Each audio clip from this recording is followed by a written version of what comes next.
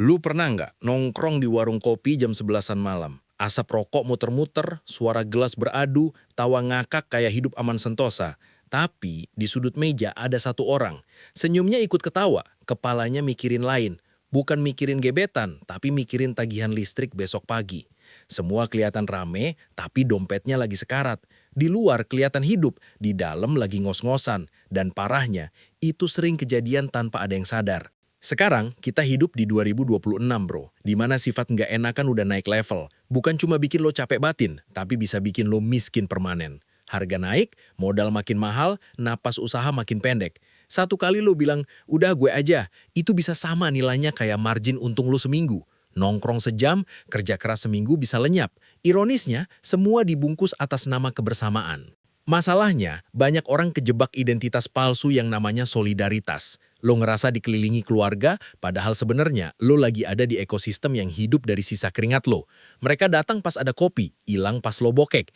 Ini bukan circle anget, ini kolam lele, dan lo pakan rutinnya. Pedes? Iya, tapi lebih pedes lagi pas sadar telat. Coba jawab jujur ke diri lo sendiri. Dari semua yang ketawa bareng lo malam ini, berapa yang bakal nongol kalau besok usaha lo ambruk dan lo butuh 50.000 buat beli bensin? Bukan 5 juta, cuma recehan buat gerak.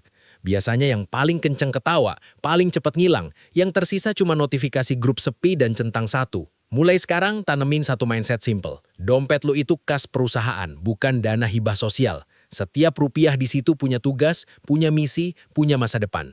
Siapapun yang ngambil tanpa tujuan jelas, sebenarnya lagi nyolong waktu depan lo. Mau itu teman lama, saudara tongkrongan, atau senior so asik. CEO yang benar itu galak ke keuangan, lembeknya belakangan. Tenang, gua nggak nyuruh lo jadi antisosial atau hidup kayak pertapa. Kita bakal bedah pelan-pelan. Audit siapa yang aset, siapa yang cuma beban. Kita hitung bocor alus yang sering lu anggap receh. Dan yang paling penting, gua bakal kasih cara nolak yang elegan. Tetap berwibawa, tanpa drama. Biar lu tetap dihormatin, tapi modal aman. Lu pernah ketemu tipe manusia raja malam? Datang paling belakangan, duduk paling santai, tapi pas bil turun, dia yang paling depan nyodorin dompet. Ironisnya, justru dia yang kondisi finansialnya paling ngos-ngosan. Ini bukan soal dermawan, ini sindrom pengen kelihatan sukses, padahal dompetnya lagi demam. Ego lagi nutupin realita, dan sayangnya, ego nggak pernah bayar cicilan. Tekanan tongkrongan itu jarang frontal, tapi alusnya ngeri. Kalimat kayak, tumben pelit, atau lah kan lagi rame orderan, itu bukan bercanda, itu manipulasi versi warung kopi. Mereka nyerang rasa bersalah lo, bukan logika lo. Dan anehnya, banyak pebisnis cerdas di lapangan, tapi KO gara-gara kalimat receh kayak gitu. Coba sekarang lu pilah lingkaran lo. Ada yang beneran aset, yang doain usaha lu jalan dan kadang kasih ide. Ada yang netral, datang buat hiburan doang, nggak nambah tapi nggak ngerusak. Sisanya liabilitas. Datang cuma pas butuh, duduk manis, pulang kenyang, ninggalin lo sama struk panjang. Circle bukan soal lama kenal, tapi dampaknya ke hidup lo. Ingat satu hukum ekonomi paling jujur, nggak ada makan siang gratis. Setiap kopi yang lu bayarin itu bukan sekedar cairan hitam.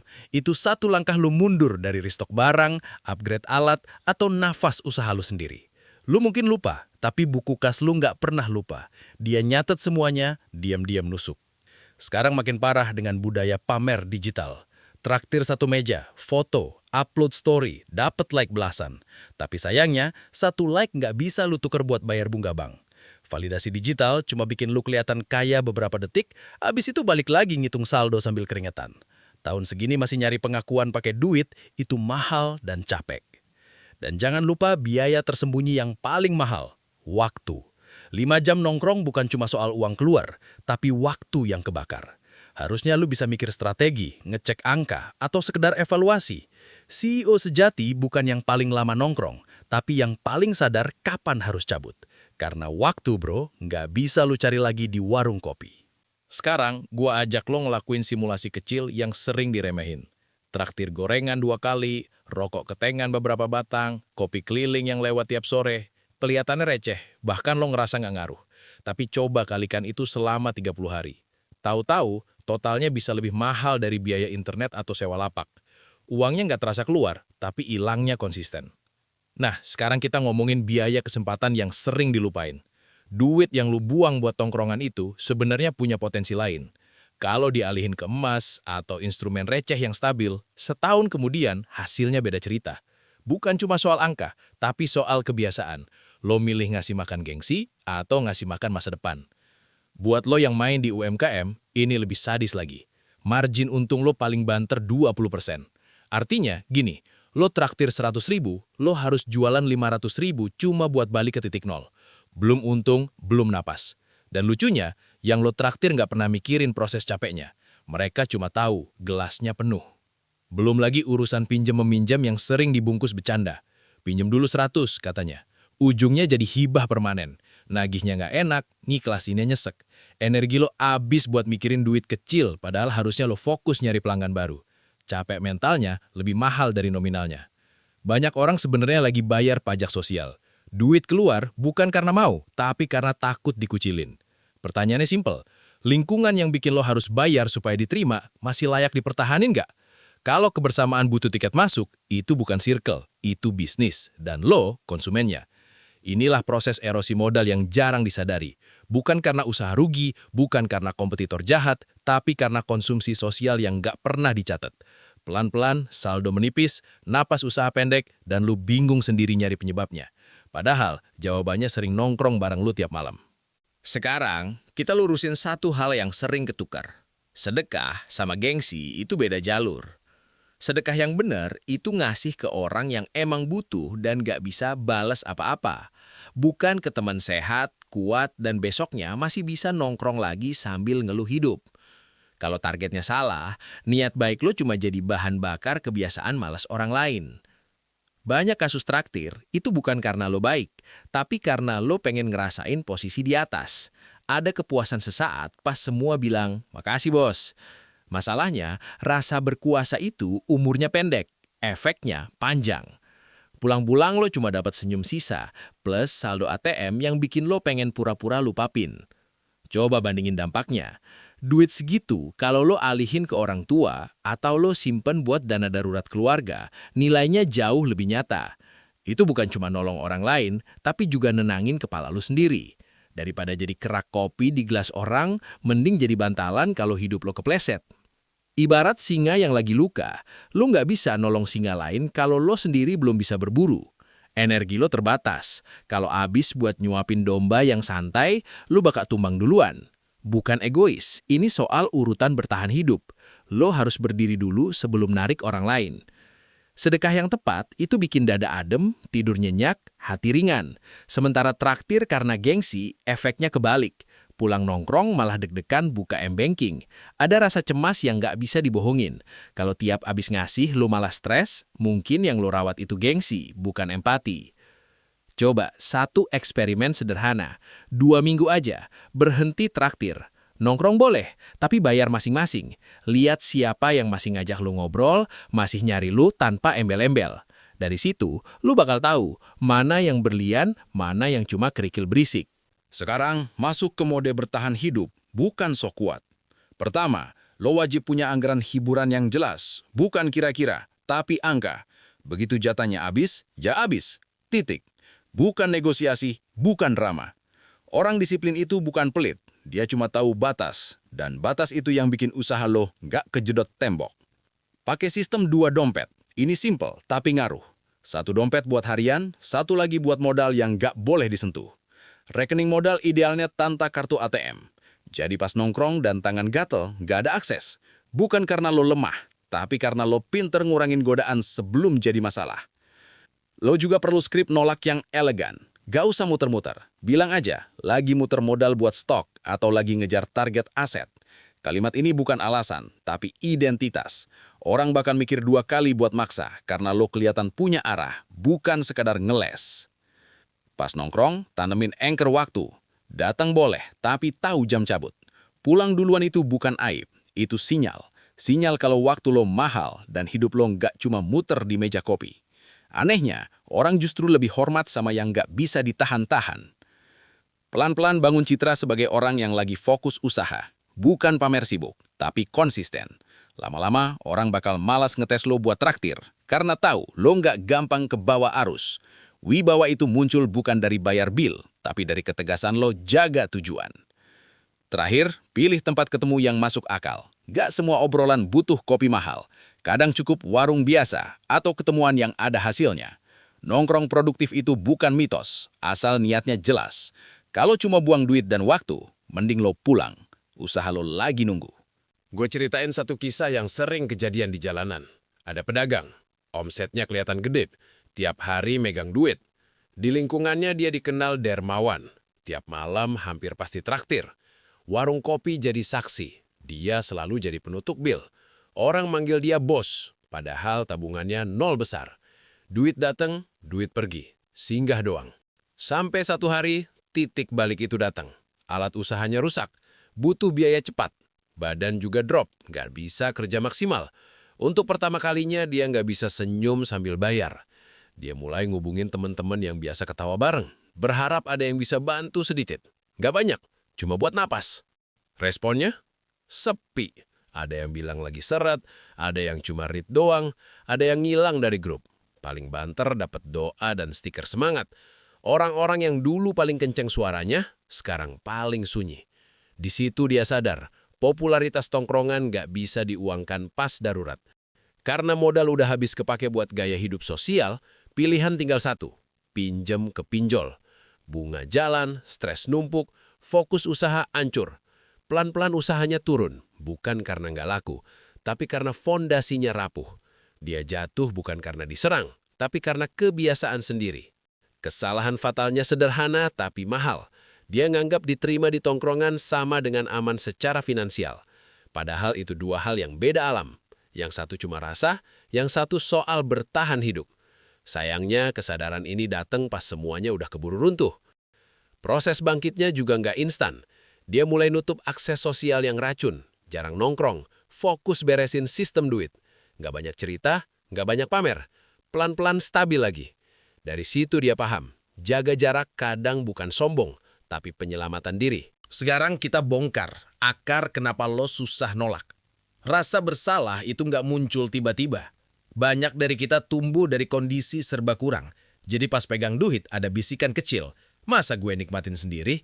Itu bukan empati murni. Itu sisa trauma kemiskinan yang belum sembuh. Dan kalau nggak diberesin, trauma ini bisa nguras masa depan lo. Dulu, bertahan hidup itu soal komunitas. Siapa yang kuat, narik yang lemah. Tapi di 2026, realitanya beda. Sistem makin kejam, biaya hidup makin galak, dan yang bisa nyelamatin keluarga lo cuma kemandirian finansial. Solidaritas tanpa batas sekarang bukan heroik, tapi bunuh diri pelan-pelan. Lo juga harus peka sama teknik adu nasib.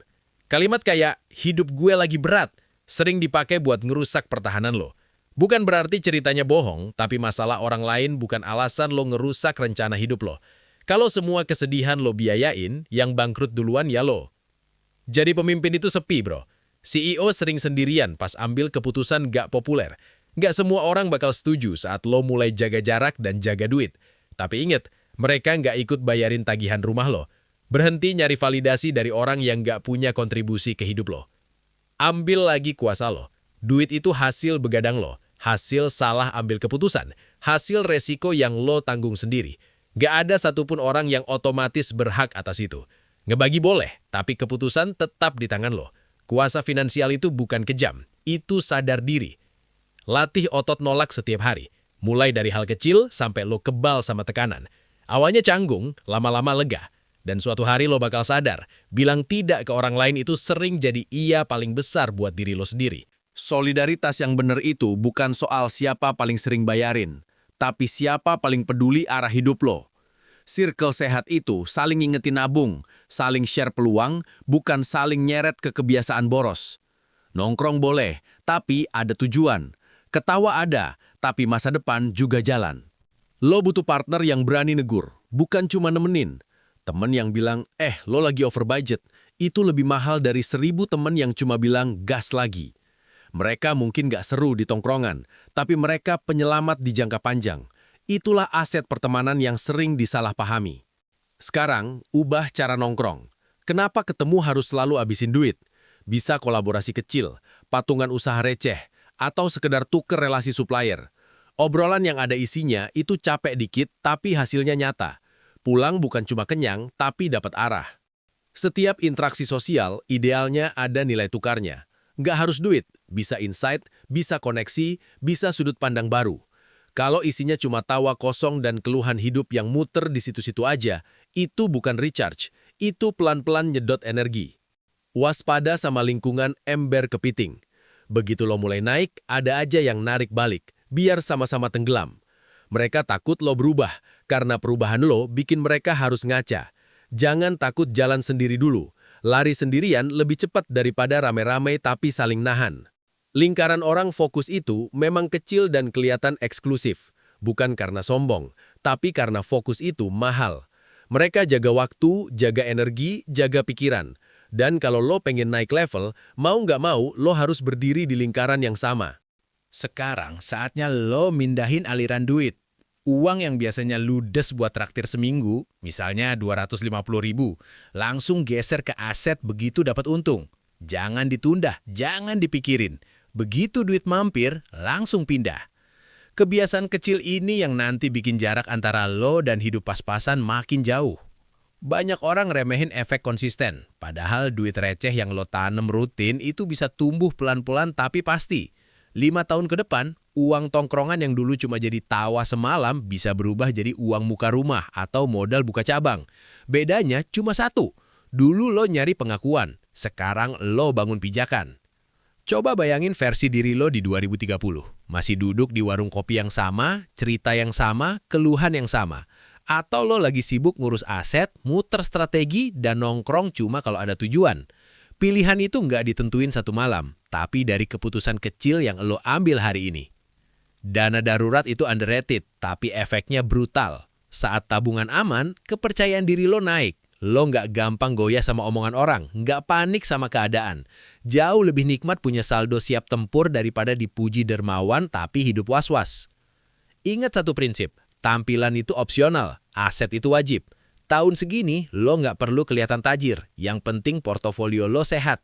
Biar orang ngira lo biasa aja nggak masalah. Yang penting rekening lo kerja keras buat lo, bukan sebaliknya. Kalau lo mau cabut dari tongkrongan toksik, nggak perlu drama. Cukup sibuk beneran, fokus hasil. Pelan-pelan orang bakal berhenti narik lo. Lo nggak hilang, lo cuma naik level. Dan biasanya hasil nyata itu jawaban paling berisik tanpa harus banyak ngomong. Sekarang tarik napas, kita audit sekali lagi.